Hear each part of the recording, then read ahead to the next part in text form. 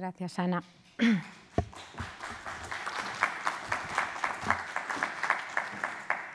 Gracias, Ana. A veces esos currículas son fruto de la edad. Quiero iniciar esta charla sobre todo dándoles las gracias, porque yo creo que nunca antes la palabra gracias tiene tantos significados. Hoy hace un día precioso y, bueno, pues estar aquí es ayudar a compartir belleza y cultura. Gracias por su presencia, a los que me van a acompañar, los que me están acompañando. Gracias también a Leticia Ruiz, que es la que me invitó allá por el mes de diciembre a formar parte y a participar, mejor dicho, en este ciclo sobre los grecos de Illescas. Y gracias al equipo del Museo del Prado, Paloma, Ana, los técnicos, por hacer posible esta presentación. Yo voy a hablar, y así lo acordé en su momento con Leticia, sobre la figura de San Ildefonso, su desarrollo, su presencia en Toledo y en toda la producción artística que se da en el foco toledano y especialmente, como no, también en la figura del Greco, puesto que es el protagonista de las obras en Illescas. Saben, el pasado 23 de enero, es decir, el sábado de la semana pasada, fue San Ildefonso. Es una festividad grande en la ciudad de Toledo, porque es el santo propio de la archidiócesis, es patrón y es muy frecuente, muy habitual, muy familiar encontrar, esto se ha pasado todavía, no, encontrar su imagen por doquier, en portadas de conventos, en iglesias, en templos, en la catedral, por todas partes. Para empezar, ahora sí, voy a pasar a esta imagen, que es del siglo XV, que es de un pintor del área levantina, Jacomar, y se conserva en el Museo de la Catedral Metropolitana de Valencia. Para presentar a San Ildefonso es fundamental conocer su biografía. Voy a seguir los textos, los estudios que ha publicado mi compañero en el Consejo Superior de Investigaciones Científicas, Wilfredo Rincón, que es quien, a través de la síntesis que ha hecho de las diversas fuentes históricas, directas o indirectas, hablan de San Ildefonso. Así que, bueno, conocemos su vida gracias a la biografía que escribió su sucesor en la sede toledana, San Julián, biografía titulada Beati Ildefonsi Elogium. Por esta biografía sabemos que había nacido en los años 606-607, que había nacido en el seno de una familia de las más regias visigodas, y la tradición además le confirma como sobrino del que era obispo de Toledo, San Eugenio. Debido a esta posición privilegiada, recibió una educación exquisita, marcada por una formación teológica, espiritual y literaria de gran alcance, tanto que la firma de San Ildefonso aparece entre los abades que asistieron a los concilios VIII y IX de Toledo. En uno de los capítulos de esa biografía, el Elogium, como he dicho, se dice que, aun siendo muy niño, ingresó en el monasterio de Agali, monasterio agaliense, en los arrabales de Toledo, ante el disgusto o contra la voluntad de sus padres, que no veían que esta fuera una carrera para su primogénito. Se dice también que se deleitaba con la vida de los monjes, en el sentido de que desde niño se inclinó hacia este estado religioso. Con el tiempo, Ildefonso, como no, llegó a ser abad de ese monasterio y, mientras que dirigía la casa, fundaba también convento de religiosas.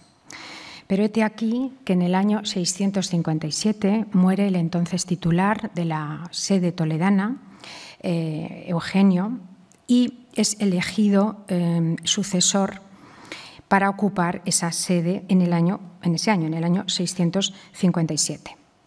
Parece ser que la gran humildad de Ildefonso le llevó a rechazar el nombramiento y que fue la intervención directa del entonces rey Recesvinto quien le obliga a aceptar el nombramiento. Al frente de la sede toledana estuvo hasta su muerte en el 667, es decir, 10 años.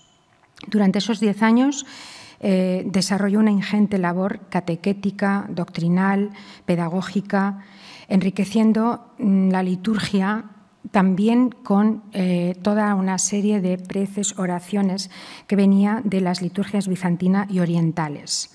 Es decir, hizo o buscó hacer una síntesis entre la Iglesia oriental y la Iglesia de Roma. Fue sepultado en la iglesia de Santa Leocadia, en las afueras de Toledo entonces, y después sus reliquias llevadas a Zamora.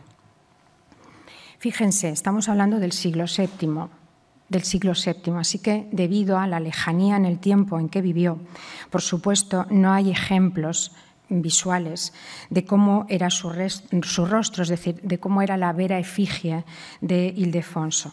Pero, en cambio, sí que conservamos unas buenas descripciones que nos permiten recrear el retrato literario de Ildefonso, que luego fue recogida en el Acta de los Mártires, donde se aprobó oficialmente su vida y sus milagros. Esta dice lo siguiente: fue Ildefonso de elevada estatura, de muy respetable rostro y aspecto digno de veneración, modesto, hermoso y verdaderamente regio, de color rosado mezclado admirablemente con el blanco. Siempre fue alegre, indulgente y cortés, sosegado y con todos amable. Por si esto fuera poco, también contamos con otra descripción, que es la que se hace cuando se abre el arca de sus reliquias y se describen los huesos. Este suceso tuvo lugar en 1602 en presencia de los entonces monarcas Felipe III y Margarita de Austria. Al verlo, el tamaño de los huesos se dice que debió ser de gran estatura y de cuerpo bien formado y proporcionado. Y la verdad es que cuando hemos hecho el recorrido por todas las representaciones, la mayoría de estas imágenes, independientemente de la edad con la que se le represente, que a veces es más joven o más adulto, independientemente, suelen siempre coincidir en mostrarle como un hombre de porte elegante y apuesto. En cuanto a sus atributos iconográficos, la mayoría de ellos, de estos atributos, van a hacer alusión a su cargo, a su condición como arzobispo de Toledo. Suele vestir el hábito episcopal de color negro o violáceo, con sotana, roquete, capa magna y muceta. Y con esta vestimenta es como aparece tanto en Illescas, tanto es así como le concibe el Greco, pero también en la composición, en la concepción que hace Murillo y que se encuentra en este museo.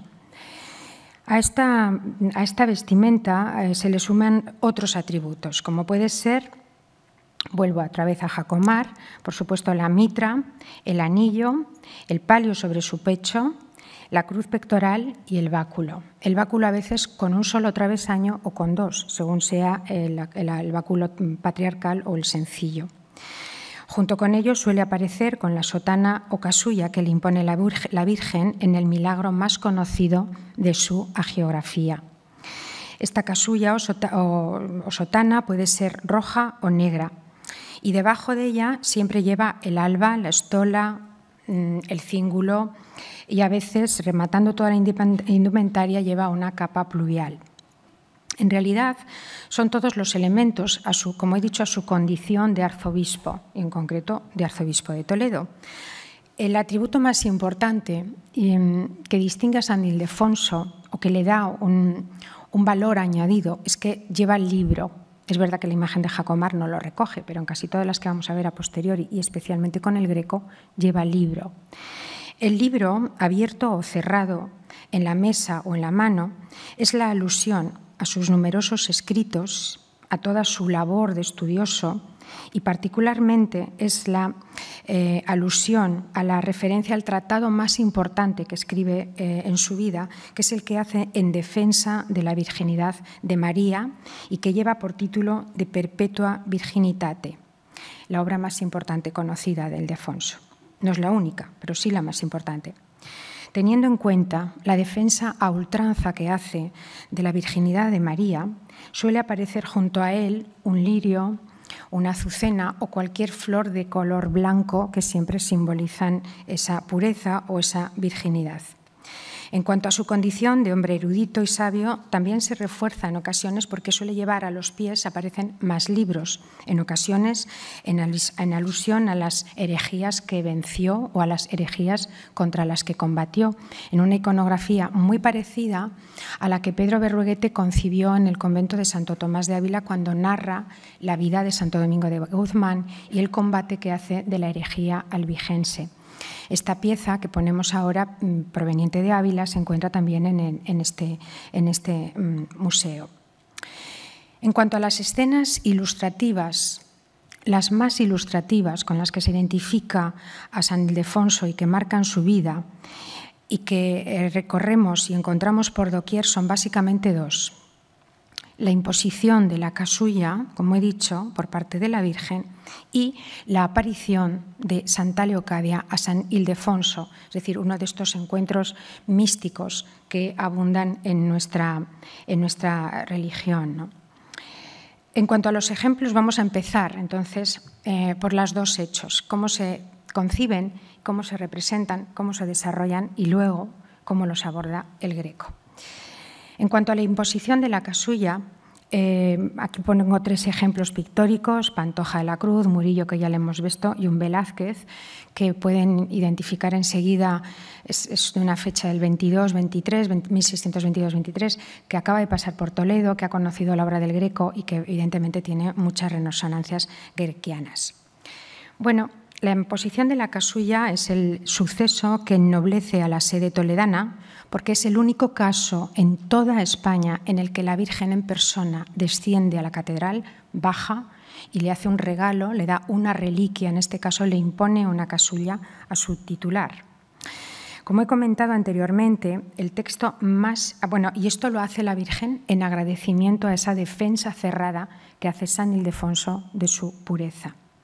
Como he comentado, acabo de decir, ¿no? El texto más importante del santo es el que lleva, el título completo es De Perpetua Virginitate Beata Mariae Adversus Tres Infideles, que dedica y ofrece a la Virgen y que está considerado como el monumento literario exclusivamente consagrado a la devoción de Nuestra Señora. Desde el primer momento en el que aparece el manuscrito, surgió la leyenda. La leyenda, la tradición, cuenta que este hecho ocurrió de la siguiente manera. Acudió el santo a rezar a medianoche, a celebrar los maitines de la Virgen. Al abrir, los que iban delante las puertas de la iglesia vieron tan extraño resplandor que hizo huir espantados a todos. Quedaron solo con el santo sus dos diáconos. La Virgen María estaba sentada en la misma cátedra en donde él solía predicar, rodeada por una compañía de vírgenes que entonaban cantos celestiales.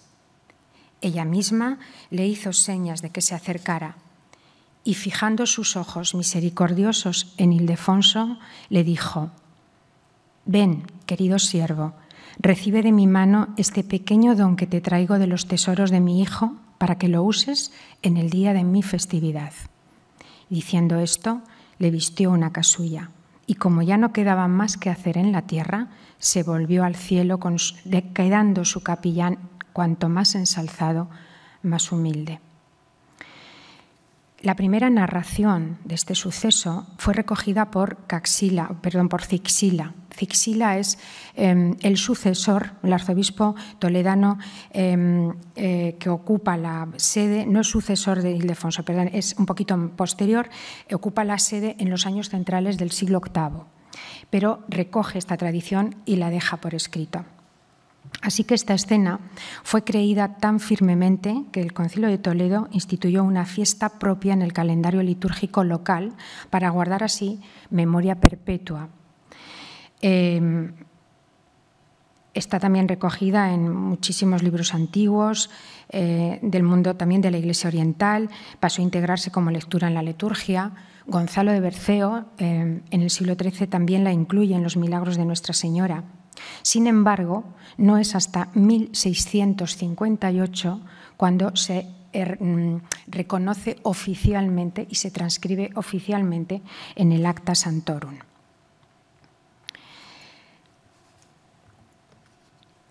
La capilla, aquí estamos viendo la capilla de la Descensión, que está a los pies de la nave central de la Catedral de Toledo, y la reliquia que marca la piedra exacta donde se posaron los pies de la Virgen.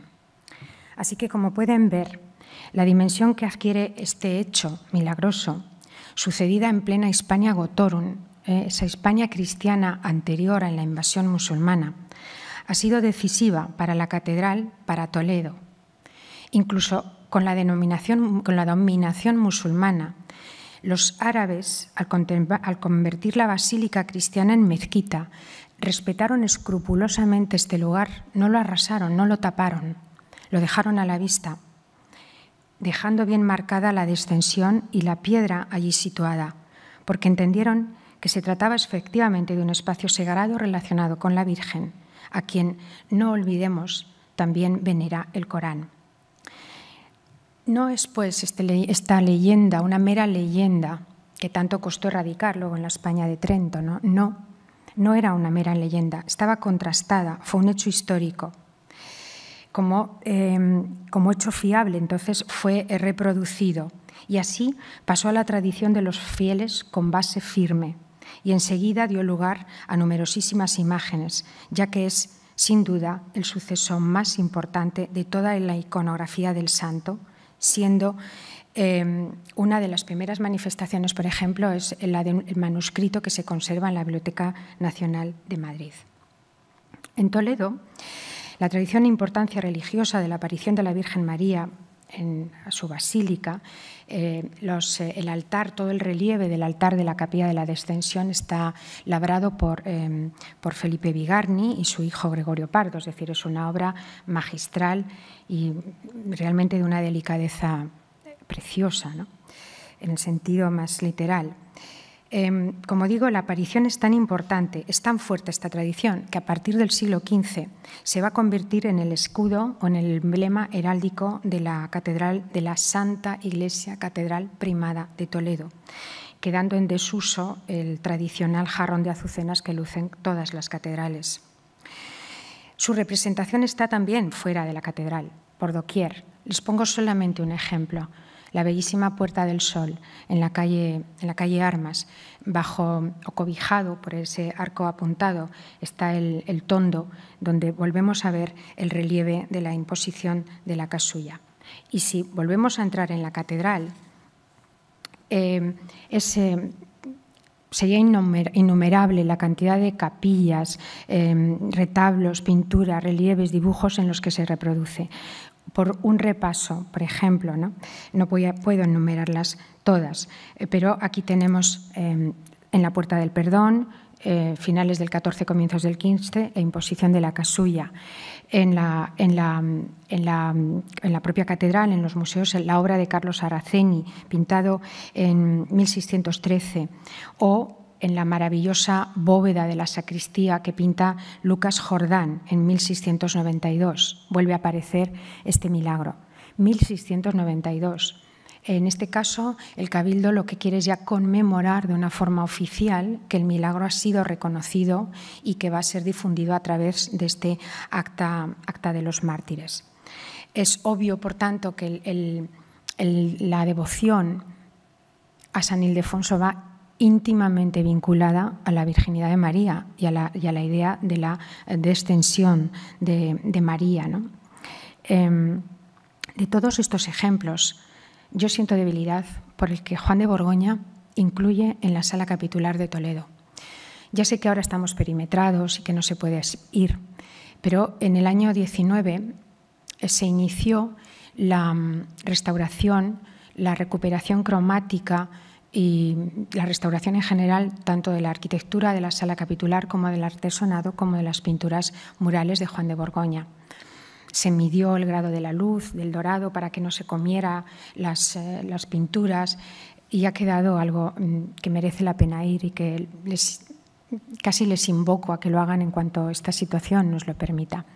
Bien, en los lados mayores de esta sala capitular, que fue encargada por Cisneros en 1509 a Juan de Borgoña, en los lados mayores se narran las escenas de la vida de la Virgen y en los dos lados menores, en el frontal, 3 escenas de la Pasión y en el contrapuesto una escena del juicio final. Entre esas escenas de la Virgen, aquí, al lado, cuando se inicia la serie de la Pasión, es donde encontramos la imposición de la casulla a San Ildefonso. Bajo un baldaquino dorado, lleno de luz, resplandeciente, la Virgen impone a su fiel notario y capellán la casulla, que la recibe arrodillado en actitud de humildad. Juan de Borgoña despliega casi todos los elementos con una fidelidad absoluta a las fuentes o por lo menos a la fuente que le he citado, ¿no?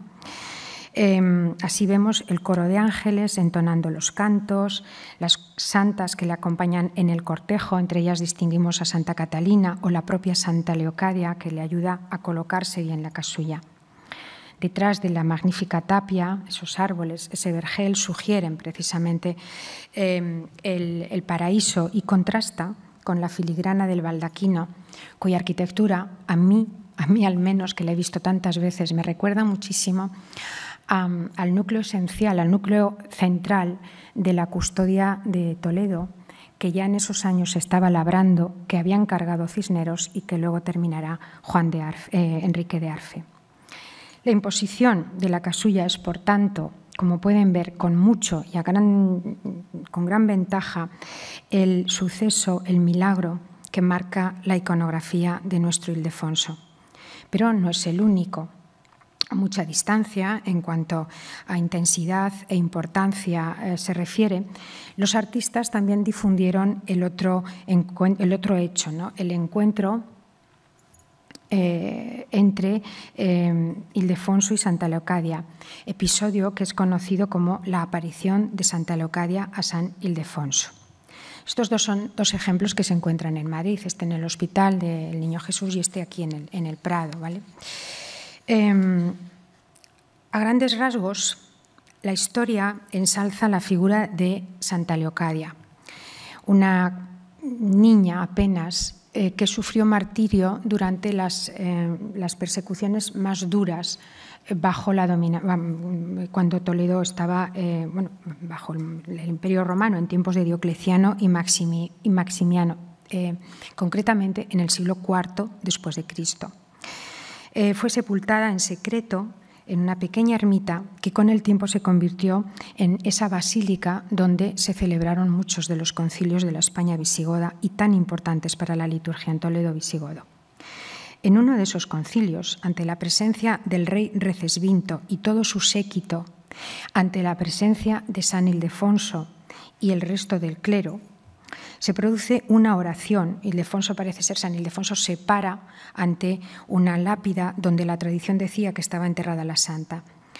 Hace una oración y de repente la lápida se abrió sin que interviniera mano humana, saliendo de ella una hermosísima doncella que ante la presencia de todos dio las gracias al santo prelado en nombre de la Virgen María por la defensa a ultranza de su virginidad. La narración continúa y dice: y viendo Ildefonso que la santa comenzábase a meter poco a poco para su sepulcro, viendo el velo que le cubría su rostro, porque no se desapareciese sin dejar alguna reliquia en memoria del milagro, pedía a grandes voces que le diesen aprisa algún cuchillo o tijeras con que cortar parte de aquel velo que tenía en su mano. Mas, como era tanto el ruido de la gente, no había quien entendiese a su ruego, ni aún se daba lugar a oír lo que se pedía. Entonces, el rey Recesvinto, levantándose de su trono y silla real, ofreció al santo un pequeño cuchillo que consigo traía en la vaina. De este modo, el santo rasga un trozo del velo como reliquia y confirmación de la veracidad de la sepultura. Este milagro acaeció el 9 de diciembre del año 666 y tanto el velo como el cuchillo se custodian hoy en el relicario de la Catedral de Toledo, que conocemos como el Ochavo. Y al día de hoy, no sé si ustedes son muy de santoral, pero el 9 de diciembre sigue siendo el día de Santa Leocadia. Las escenas que conmemoran el milagro también abundan. Como digo, por ejemplo, aquí en Madrid y en este museo, estas dos, o este precioso relieve de Roberto Michel, que formaba parte del conjunto de medallones destinados a adornar las sobrepuertas de la galería principal del Palacio Real, que fue aprobado, iniciado este programa por Fernando VI en 1748. Por Fernando VI. Si volvemos a Toledo, los ejemplos del encuentro entre Santa Leocadia y San Ildefonso, volvemos a encontrarlos en ese maravilloso altar labrado por Felipe Bigarni, haciendo pareja con la imposición de la casulla. Y narra pues, todos los protagonistas, las santas saliendo del sepulcro, el arzobispo cortando parte del velo como reliquia con el que conmemorar esa aparición portentosa, el clero, los nobles y el séquito que acompañan a Recesvinto, que en actitud orante contempla toda la escena. También en la sacristía de Toledo, acompañando a todos el apostolado del Greco, acompañando al expolio, y quizá por eso nunca nos fijamos. Cuando entramos en la sacristía es curioso porque pesa más el lado izquierdo, donde está, insisto, toda la secuencia de los apóstoles. Por supuesto, nos atrae profundamente ese expolio, ¿no? Ese color rojo, y pocas veces giramos la vista a la derecha, que es donde está la obra de Goya, que da la réplica al expolio del Greco, y es donde está esta preciosa composición de Pedro Rente, un pintor murciano del primer momento, del primer tercio del siglo XVII, amigo de mudar tierras. Y como era amigo de mudar tierras, pues viaja por toda la zona central, viene a Madrid, viene a Toledo, y el Cabildo le encarga esta obra en 1617. Y ahí la tenemos, también con todos los personajes, con todos los protagonistas del suceso. Vamos al entorno del Greco. Vamos a ir entrando. Cuando el Greco llega a Toledo, casi todos los coetáneos interpretaron estas escenas con mejor o peor suerte. La vanguardia pictórica en Toledo, en 1577, que muchas veces pasa desapercibida porque precisamente el Greco es tan gigante que, digamos, ensombrece o anula todo lo que se da al mismo tiempo, pues esa vanguardia estaba representada por una mezcla en la que pervivían los modelos romanos aportados por los italianos del Escorial, y donde además estaba empezando a darse un interés por los efectos luminosos, pero no esos efectos luminosos de claroscuro que luego trae Caravaggio, sino los que se estaba experimentando en la pintura veneciana, en el manierismo de la pintura veneciana, en el último Tiziano, en Tintoretto, ¿no? Es decir, había esa mezcla, era lo que, digamos, estaba presente entre los modelos que seguían estos pintores.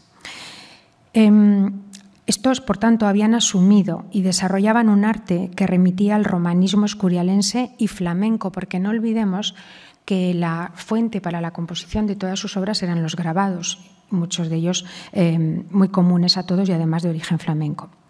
Son pintores que conocen de forma directa o indirecta, es decir, que han ido a Italia o de forma indirecta a través de esos grabados, el arte más contemporáneo que se estaba produciendo en la vecina Italia. Especialmente el arte de la Lombardía, el arte de pintores que proceden de Cremona, de Brescia, de Milán, de Venecia, una corriente que, al decir de Pérez Sánchez, deriva del del arte alto italiano, mostrando interés por los pormenores cotidianos, por la inmediatez rústica, siempre a la luz de candelas. Todos ellos desarrollan su actividad a partir de los años 1560, bajo las pautas estilísticas que he comentado y que también son generales al último tercio del siglo XVI. Su ejercicio profesional coincide con el del Greco y con él se disputan las leyes de mercado, la clientela y lo que es la oferta y la demanda. Pero al contrario del Greco, muchos de ellos, los tres que aquí tenemos, por ejemplo, consiguieron los nombramientos, los cargos y los puestos que el Greco no tuvo, que no pudo acceder a ellos, tanto en la catedral como en el entorno de Felipe II. Por ejemplo, Luis de Carvajal o Blas de Prado trabajaron en ambos lugares con un cargo y, por tanto, con un sueldo. En general tienen una reputada de buenos artífices y son artistas, a pesar de ello, prácticamente desconocidos. Cito estas dos obras porque una de ellas, Herencia recibida, recoge todas las campañas de restauración que llevó a cabo la Junta de Castilla-La Mancha a través de su Centro de Restauración y Conservación desde el año, creo que fue 2005, y quedó luego suspendido por la crisis. Son obra, y luego la otra, de Tesoros Artísticos de Toledo, son 2 tomos de fotografías de una exquisita fotógrafa, Renata Tackenberg. Son desconocidos y gracias a estos volúmenes, a las obras o a la labor de Balbina Martínez Cabiró y a mi modesta aportación, porque, verán, se sabe muy poco. Muchos de ellos funcionaban en colaboración, estaban unidos por vínculos familiares, comparten taller. Es frecuente encontrarles juntos en la documentación, haciendo tasaciones de sus obras, bien juntos o bien con un tercero. Y además, para mayor complicación, sobre todo la mayor complicación, es que casi toda su obra conservada se encuentra en lugares de muy difícil acceso, en clausuras, en capillas mal iluminadas, incluso en la catedral a veces me ha costado poder llegar a ellas, ¿no? Por lo tanto, el conocimiento y el estudio sigue siendo todavía hoy una deuda pendiente para los historiadores y los jóvenes investigadores. Bueno, pues un ejemplo de este desconocimiento es lo ocurrido con esta composición, la imposición de la casulla a San Ildefonso, de Luis de Carvajal. Fue comprada por la Junta de Comunidades de Castilla-La Mancha en el 2006 y hoy se encuentra en el Museo de Santa Cruz. Las primeras en atribuir esta obra a Luis de Carvajal fueron las historiadoras Isabel Mateo y Amelia Lopediarte, basándose en afinidades estilísticas en obras reconocidas, ¿no? La imposición de la casulla fue vendida por Sotheby's, comprada por la Junta. Se desconoce su procedencia, ni si perteneció a un solo cliente o formaba parte de alguno de los ciclos o de los retablos dispersos tan común en la historia de nuestro patrimonio. Podemos suponer que, siendo un tema tan querido, del foco toledano fuera un encargo para alguno de los muchos conventos. La composición está marcada por un pilar granítico que es el que da la geometría y la entrada a la escena. Y esto es una característica de Luis de Carvajal. Aquí la tenemos en este maravilloso San Nicolás de Tolentino, donde además está firmado. Esta obra está en el Museo del Greco. Y también la tenemos en este detalle, en el arranque de la Epifanía que Luis de Carvajal pinta en el Escorial por encargo de Felipe II. Es decir, que es un pintor que tiene muchos resabios escorialienses y que gusta de incluir estos encuadres arquitectónicos. En la composición, la Virgen está sentada. Fíjense que todo el cromatismo se concentra en la figura de la Virgen. El resto está resuelto con unos colores pastel más esfumato.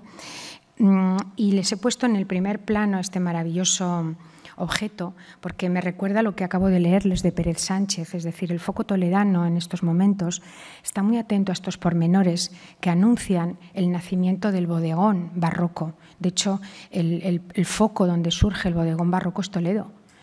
Blas de Prado es el maestro de Sánchez Cotán. Y son pintores que suelen colocar siempre estos pequeños detalles. En este caso es un recipiente bellísimo en bronce que se remata en sus ángulos con unos grifos, estos animales mitológicos, donde está el agua bendita. Vemos el brazo del hisopo. Quizá Luis de Carvajal con esto quiere hacer un homenaje a su suegro, que era orfebre y platero, Francisco de Castro.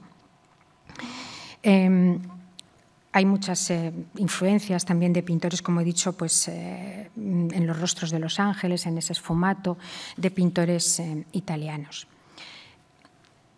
En cuanto a la interpretación de estos coetáneos del Greco de la aparición de Santa Leocadia, uno de los ejemplos más bonitos es este de Blas de Prado, uno de los también activos en la época del Greco.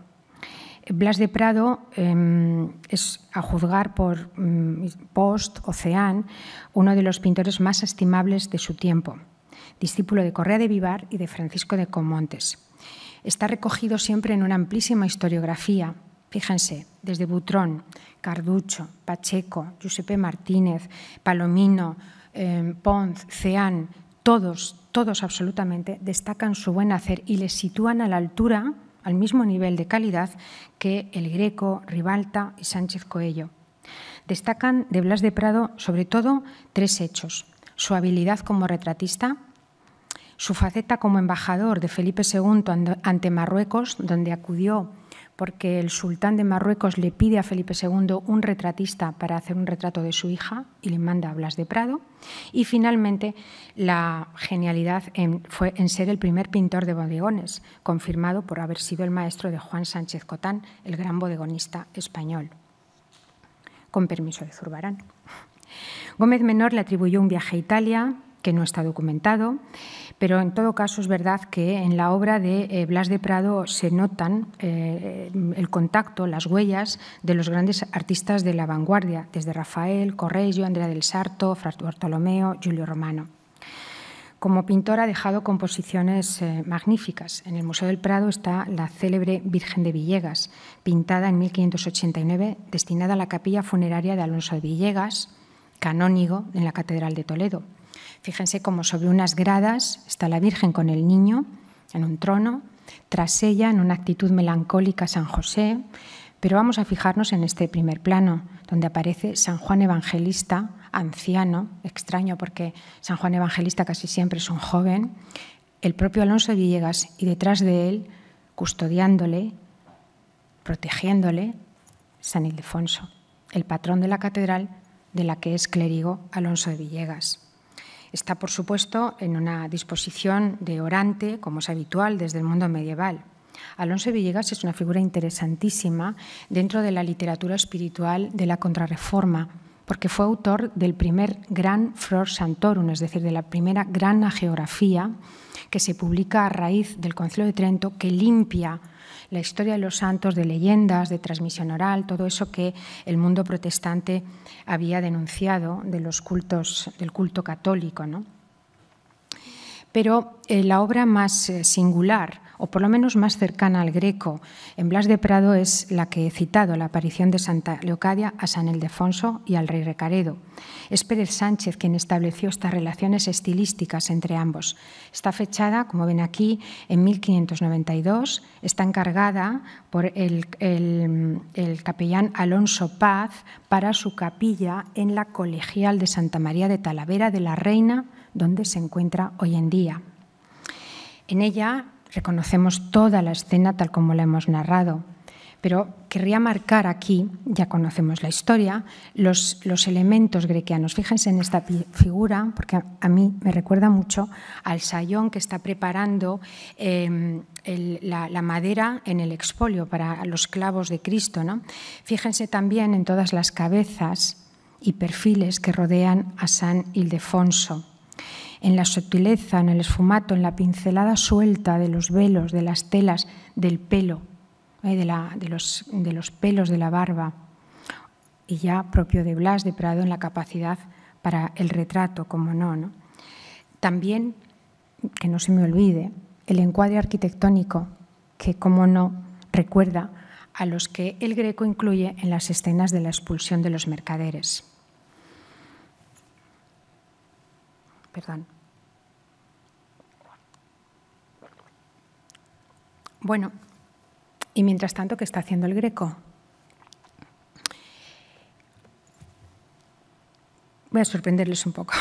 Frente a sus coetáneos, el Greco interpretó la figura de San Ildefonso, también, como no, pero lo hizo haciendo gala de la originalidad y del conocimiento de las fuentes que le caracterizaron siempre. También haciendo gala de la inmensa libertad con la que supo dotar a sus personajes de esa fuerza tan potente que hoy sigue admirándonos. En su producción, como no podía ser de otra manera, San Ildefonso está presente, pero muy pocas veces, creo que solo una, lo vamos a ver a la manera convencional como lo hemos ido viendo o rastreando entre sus predecesores y entre sus contemporáneos. Un ejemplo. Vamos a entretenernos con el paisaje conocido como Vista de Toledo, que se encuentra en el Metropolitan de New York. Esta vista está tomada por la autovía Madrid-Toledo, lo que ahora es la circunvalación, es la cara norte de la ciudad. Es un esqueleto cromático compuesto de agua, tierra y cielo. Y vislumbramos la alusión al monasterio agaliense, ese monasterio de Agali, donde el joven monje se deleitaba en el retiro espiritual. Fue Jonathan Brown y Richard Kagan quien hace años sugirieron o identificaron este conjunto de casas un tanto informe a los pies del castillo de San Servando, al otro lado del puente de Alcántara, cruzando el Tajo. Fueron, como digo, quienes lo identificaron como el primitivo y nunca hallado monasterio agaliense dedicado a San Ildefonso, donde, siguiendo al gran cronista Salazar de Mendoza, se retiró el santo a algún lugar situado, lo que sí sabemos es que estaba situado al norte de la ciudad, cerca del Tajo, en una zona despoblada caracterizada por quebraduras, riscos y malezas. Así que aquí ya tenemos esa sombra, ¿no? La representación, y ahora lo que les propongo es un recorrido hasta llegar a Illescas. Un recorrido por las maneras, las interpretaciones que el Greco hace del santo patrón, de la ciudad que le acogió y en la que murió. El ejemplo más convencional es este célebre relieve, el de la imposición de la casulla a San Ildefonso, que formaba parte del desaparecido retablo que enmarcaba el expolio, ¿no? Y que le encargó el que entonces era arzobispo de Toledo, García de Loaysa, entre 1585 y 1587. El relieve, como saben ustedes, todo el marco arquitectónico se perdió, pero el relieve se conserva y tiene el excepcional valor de que se trata de una de las escasísimas esculturas que hace o que tenemos del cretense. Esta es de madera policromada con la técnica de los estofados, que como ustedes saben llamamos estofado a la pintura de las telas, y unas carnaciones rosadas para las carnes. Además se encuentra afortunadamente en un buen estado de conservación. Tiene una composición circular, presidida, como no, por la Virgen y su capellán y notario, rodeados por los 4 ángeles, 2 de cuerpo entero.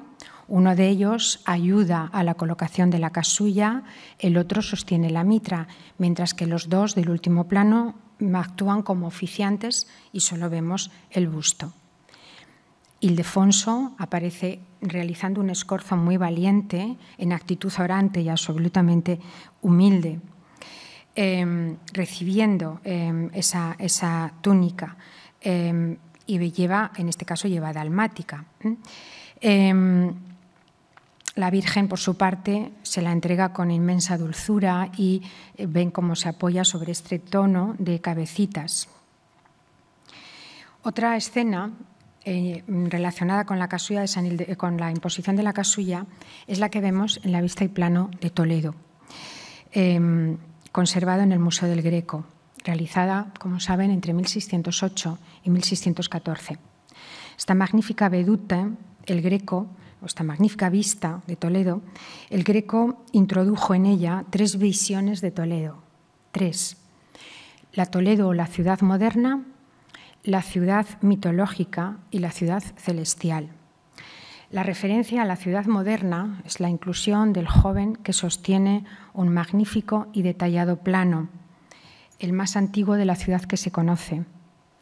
La alusión a la ciudad mitológica está basada en la representación de esa figura dorada que se apoya sobre un cántaro del que fluye agua, que se acompaña de un cuerno de la abundancia, de la que salen frutas, espigas, todo tipo de riquezas, en alusión al Tajo, que es el que proporciona esas riquezas que alimentan y aporta a la ciudad. No puedo por menos que resistirme a esta representación. Como he dicho, es el plano más antiguo que conocemos y todavía hoy se mantienen algunos adarves, callejones, pasadizos que están aquí representados, que no se han tocado. Es decir, que sigue siendo un elemento que hay que contrastar y consultar siempre que se habla del casco histórico.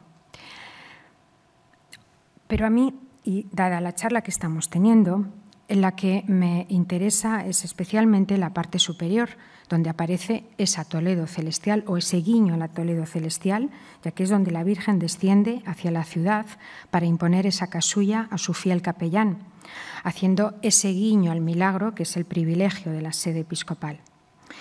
Al hacer de Toledo un espacio sagrado, el Greco enlaza con toda esta tradición, rescata, mejor dicho, la crónica alfonsina, donde se habla de casa de Dios y puerta del cielo para referirse a la ciudad y a la catedral. Conecta seguramente también con la obra de Lope de Vega, el capellán de la Virgen, obra dedicada al santo toledano y que sin duda el Greco tuvo que conocer. En esta escena, la Virgen, acompañada en volandas por una nube de ángeles, describe una bajada donde los escorzos y las manchas, las manchas, esos crueles borrones de Pacheco, que nunca los entendió, imponen un ritmo helicoidal, atrevido, vertiginoso.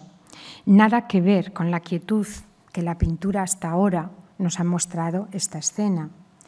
Que se sepa, esta es esa escena magnífica, cayendo, descendiendo en desorden, con esa agitación espiritual, con la prisa de la Virgen por querer premiar a su capellán. Como digo, esta es la única escena directa al milagro, pero el interés del Greco por el santo patrón de la ciudad castellana no se agota aquí. La primera vez que lo representa está en el conjunto que pinta para el convento de Santo Domingo el Antiguo, el primer encargo que hace en Toledo y que es un encargo personal del deán de la Catedral de Toledo. No es un encargo para la catedral, es un encargo personal de don Diego de Castilla, padre de Luis de Castilla, el gran amigo del Greco en Roma. En el convento hoy se conservan, y es una delicia poderlos consultar, los contratos firmados entre el cliente y el recién llegado Doménicos. Se trata del primer conjunto monumental que pinta el Greco en España y, en realidad, el primer conjunto monumental que pinta en toda su trayectoria, porque en Italia no hay nada que hace como esto, no hay nada parecido. Es como si de repente hubiera un eslabón que hemos perdido, ¿no? Como en Italia pinta pequeño tamaño y de repente es capaz de afrontar este encargo. Un encargo desmesurado. De hecho, él no tenía taller para poderlo ejecutar y tuvo que renunciar a parte de ese compromiso, ¿no? Se trata de 3 retablos, el central, en la capilla mayor, más los 2 laterales. Se trata de la arquitectura de los retablos, de las esculturas que acompañan los retablos, más los lienzos que visten esos retablos. 7, 4, 5, 6 y 7 en el central y los 2 laterales. 9 en total. En el de la izquierda es en el lado del Evangelio donde se representa la escena de la resurrección de nuestro Señor. Algo muy apropiado para el lugar, porque esta capilla no era solo la capilla mayor de una iglesia conventual, fue una capilla funeraria para alojar los restos para enterramiento de doña María de Silva, la gran benefactora de la comunidad religiosa y la que en su testamento da dineros y nombra albacea a Diego de Castilla para que ejecute su voluntad. La resurrección es, junto con los 2 santos Juanes del retablo central, lo único original que se conserva en el museo, en el convento.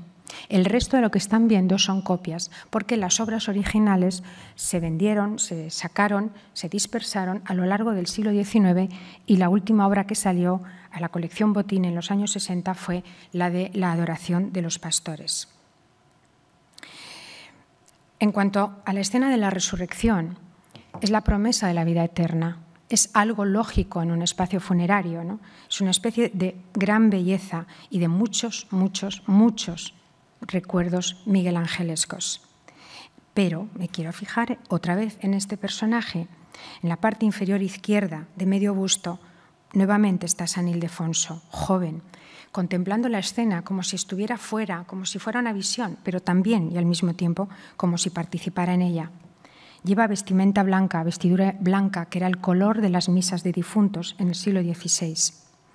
Además, la escena, tal como la concibe el Greco, tiene enorme resonancia con la idea de Jesús sale del sepulcro sin rasgarlo, igual que sale del útero materno sin romperlo, como dijo Molanus, uno de los grandes intérpretes del Concilio de Trento. Por tanto, vuelve a ser, la figura de San Ildefonso vuelve a ser reforzar esa idea de la virginidad de María.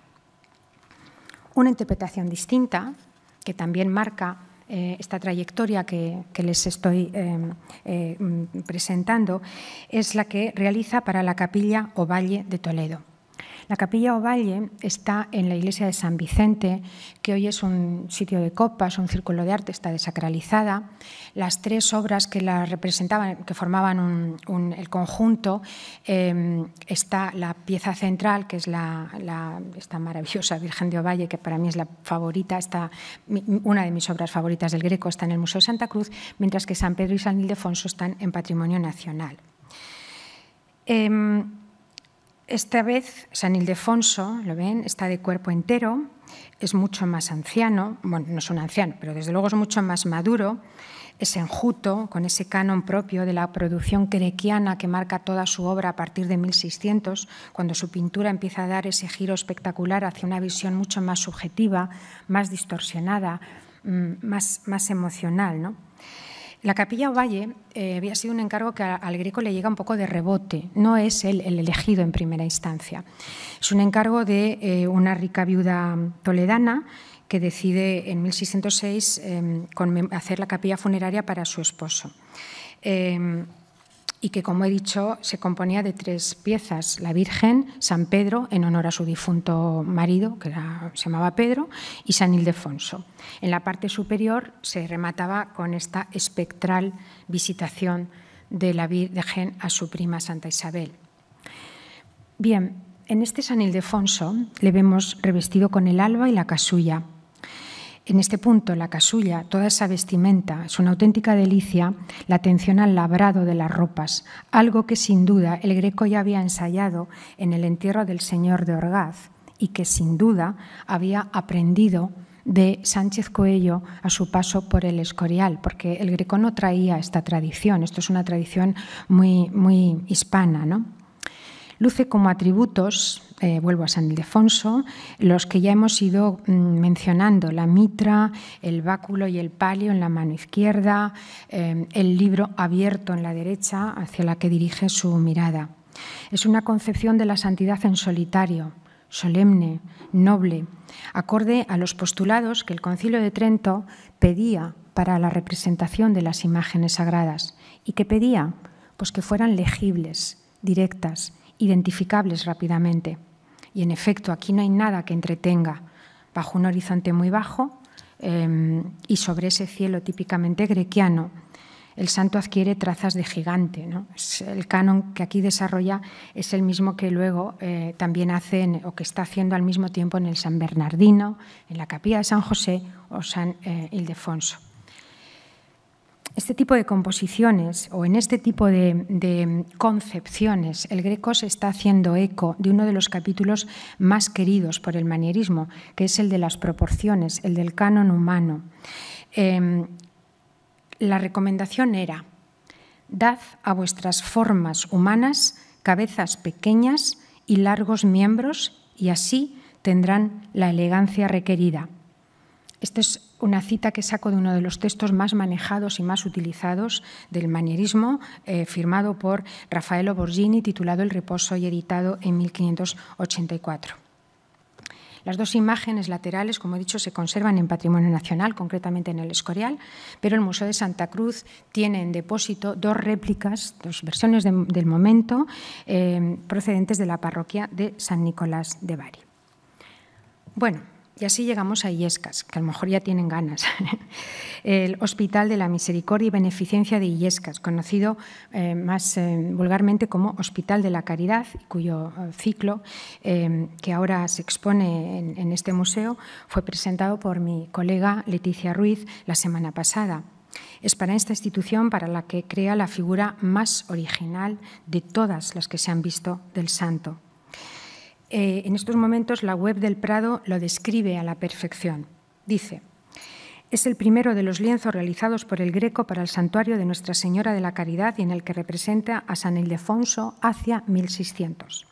Es una composición donde el cretense propició una novedosa representación del santo, un retrato cercano y emotivo. Aparece sentado delante de su escritorio, trabajando en la elaboración de un texto bajo la inspiración de la imagen de la Virgen de la Caridad. Se considera además que San Ildefonso poseía, entre sus propiedades, tenía una pequeña talla de la Virgen, de modo que el Greco aquí une los dos hechos, el que está redactando el texto, el tratado de su defensa, y el que tiene la pieza, ¿no? De esta manera, y concibiéndole como si fuera un contemporáneo más, lo rodea de esa realidad cercana, palpable. Y la verdad es que el Greco la inscribe por sus rasgos, por su indumentaria, por el mobiliario, por todo el espacio en ese ambiente actual, con lo que facilita un reconocimiento rápido, como si fuera uno más. Personalmente, siempre me ha llamado la atención esta imagen, que es la viva representación del santo estudioso, del erudito, del sabio que sabe disciplinar el tiempo. Y me llama la atención en estos momentos porque es una concepción de la santidad que ya estaba en desuso cuando el Greco la desarrolla, que respondía a la época del humanismo, a los años finales del siglo XVI, a los años finales del siglo XV o a los años finales del siglo XV o comienzos del XVI, que me estoy liando. Y cuando era muy frecuente encontrar a San Jerónimo en su estudio, sumido a veces en la melancolía que le da ser conocedor del final del mundo, y así es como le representa Antonello de Messina o la pieza de Durero, ¿no? Su faceta de traductor de la Biblia y autor de la Vulgata hace que nos lo encontremos en ese despacho, en su mesa, en su escritorio, rodeado de todos los instrumentos propios de su trabajo intelectual y además inspirando la demanda de los nobles, de los caballeros, de los príncipes, que desde los años finales del siglo XV encargaban este tipo de obras para decorar sus estudiolos, sus despachos, que diríamos hoy, ¿no?, que proliferaron por toda Europa. Los instrumentos del oficio del sabio, la pluma, el tintero, el secante, con el palio, los libros, están también incluidos en el Greco. Pero fíjense lo que ocurre. ¿Por qué desaparece esta imagen del sabio erudito? Porque el endurecimiento espiritual que se va produciendo a lo largo del siglo XVI, especialmente con la ruptura del mundo protestante, cuando el discurso católico tiene que cerrar filas, destierra la imagen del santo estudioso y propicia, en cambio, la imagen del santo penitente, del valor del arrepentimiento, del valor de la confesión, del valor del retiro. El Greco lo interpreta de las dos maneras, pero casi siempre vamos a ver, si ustedes ponen en Internet, en Google, San Jerónimo, casi todas las imágenes que le van a salir es el de San Jerónimo en la penitencia. Así que cuando el Greco pinta a San Ildefonso, vuelve a hacer ese guiño a ese mundo del humanismo. En esta escena está sentado ante la mesa bufete, estas mesas que se vestían con los terciopelos, que se cerraban con estos bordados labrados con hilos de oro. Detiene la pluma, mira a la Virgen, como buscando la inspiración, quizá la aprobación, en un gesto que a mí me recuerda un poco lejanamente al que hace Velázquez cuando para el pincel en las Meninas, ¿no? El recogimiento que sugiere la estancia, que está decorada, como he dicho, al estilo de la época, los cuarterones en la pared, en las puertas, el encuadre de la pared, subraya esta idea del retiro, de la sabiduría, el refugio de las páginas, el valor de la palabra escrita. Nada igual se había hecho antes, ni después tampoco, con lo que de nuevo estamos ante este ejemplo único, original y bellísimo del estudio. Yo lo interpreto porque es un homenaje a sus amigos eruditos de Toledo. Creo, sinceramente, que cuando el Greco pinta esta obra, quiere hacer ese guiño, ese homenaje a ese círculo que le acogió y que le distinguió con su amistad. Amigos que además quedaron inmortalizados en bellísimos retratos, casi siempre con el libro. Antonio de Covarrubias, Fray Félix Hortensio de Paravicino, Francisco de Pisa, Rodrigo de la Fuente y tantos otros.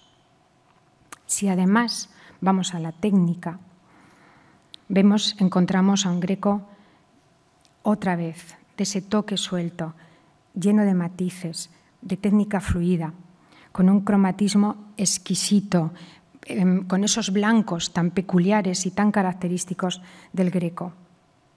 Pero vamos a acercar la lente. Nos encontramos esto, lo que nunca entendió Pacheco, lo de los crueles borrones, lo de pintar para no salir de pobre. Encontramos, sobre todo, creo que el nacimiento de la pintura moderna, el camino por el que luego transitaría Velázquez, Goya, los impresionistas, Picasso y tantos otros. Muchas gracias.